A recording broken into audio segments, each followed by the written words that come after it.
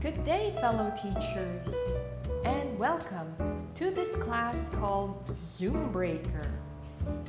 Imagine you're going to be sitting through 1.5 hours of this. You and your students talking via Zoom or Google Meet. And it's just this, you see their face. Maybe not one-to-one, you're talking to a class of 10, 20, even 40. Do you think they will be motivated to come back next week? I don't think so. And we have to face the reality that there's something called Zoom fatigue. Zoom fatigue happens when you stay on Zoom for a very long time. After that, you feel weird and unmotivated and just plain, I don't know if you call it depressed or anxious, but a lot of kids report that they don't feel motivated anymore after that. I mean, come on, we have a barrier called the screen.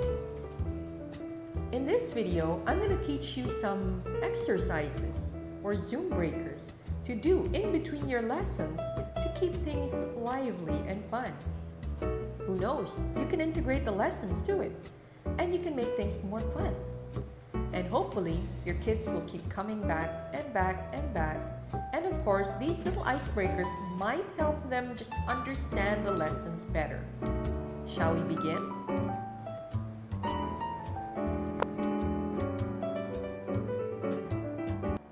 The new normal has new problems.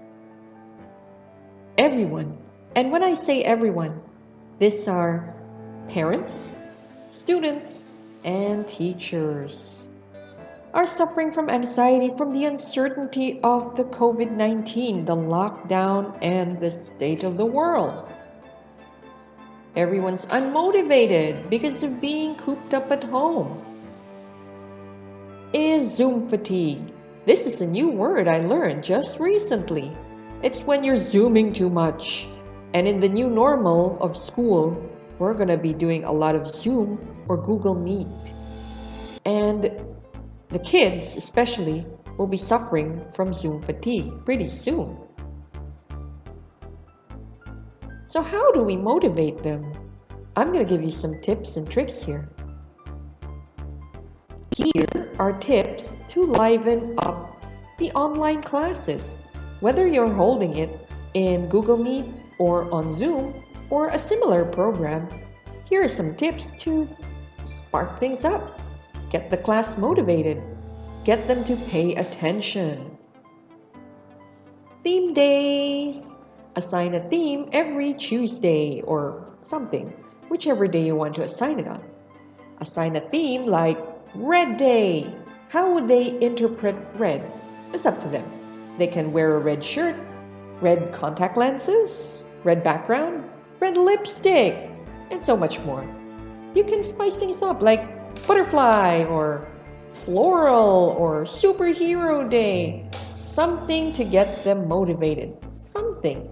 I mean, you don't even have to point it out. You just tell them ahead that next Monday or next Tuesday is superhero theme day, or we'll have Batman day, or we'll have Star Wars day, something.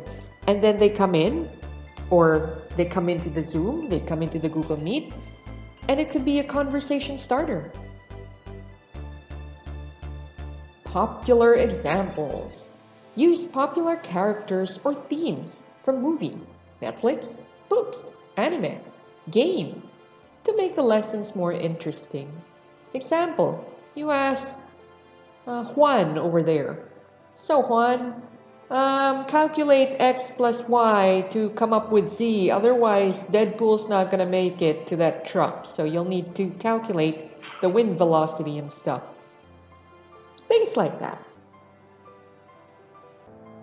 Next, tag, you're it. Don't lecture, discuss. Don't discuss. Let your student discuss. Assign a student and let them give the examples of the class. Let him or her discuss it with the rest of the class. Step in only to guide them.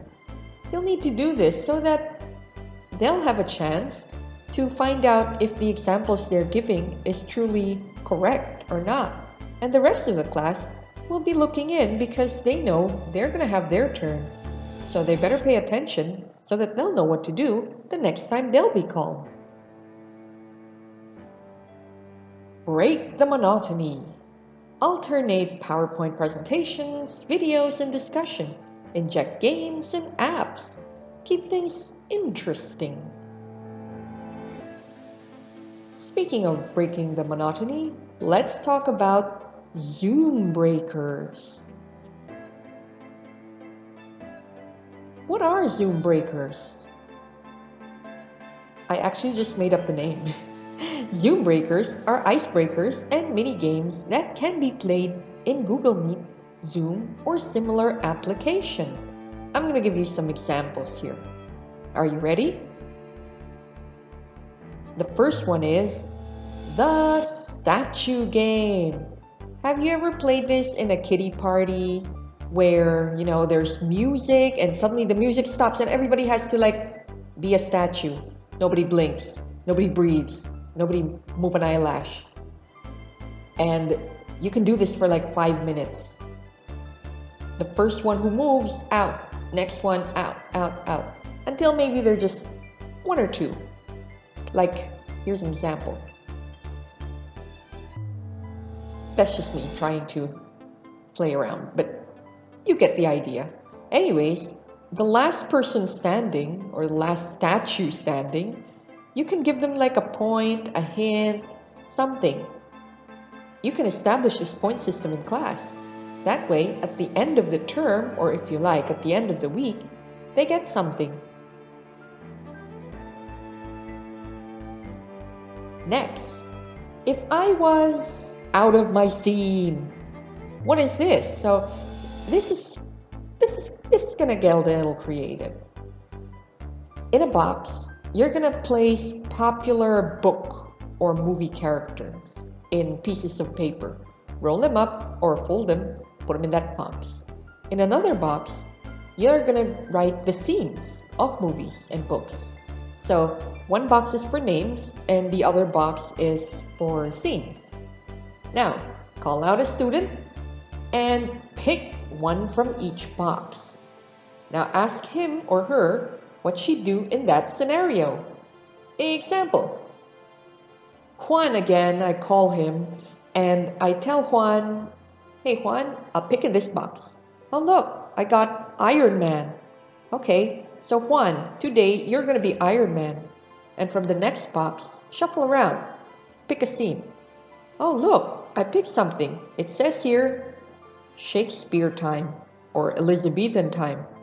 So Juan, you're now Iron Man in the time of Shakespeare. What are you going to do? Something like that. Or call out another student. Anika. Anika, you're going to be Catwoman. And then from the other box, it says here, World War II. So you're Catwoman in World War II. What do you think you're going to do? You can always link this to the lessons that you're giving in that day. Next one is astronauts in space. In astronauts in space, you also need a bit of a creative mind here. You're going to tell your students, class, you're all astronauts in space. Now, calculate x plus y, because you're going to have to find out what z is. Otherwise, we're not going to make it in time for dinner. It's more like role-playing game. So just get them to be creative. Ask them to do something. You don't have to be astronauts. They could be something else. Face charades.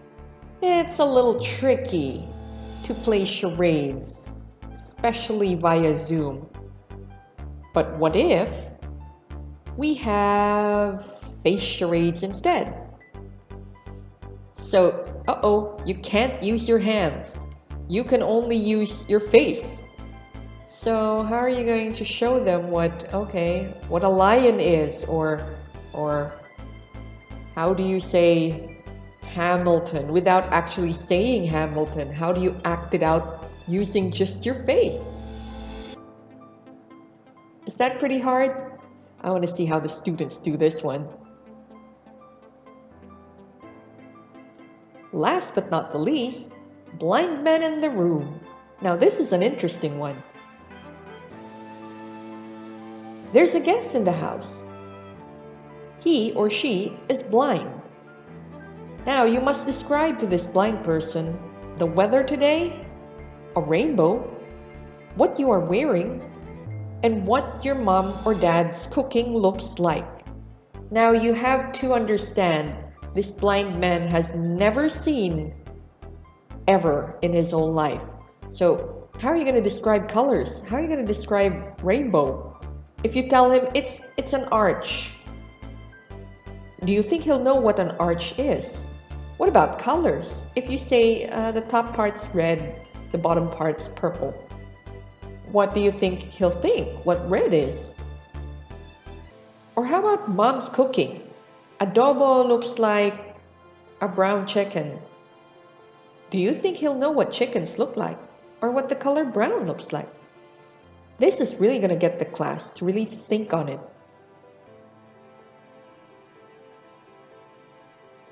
Did you get any ideas from that? Let me know how I can help.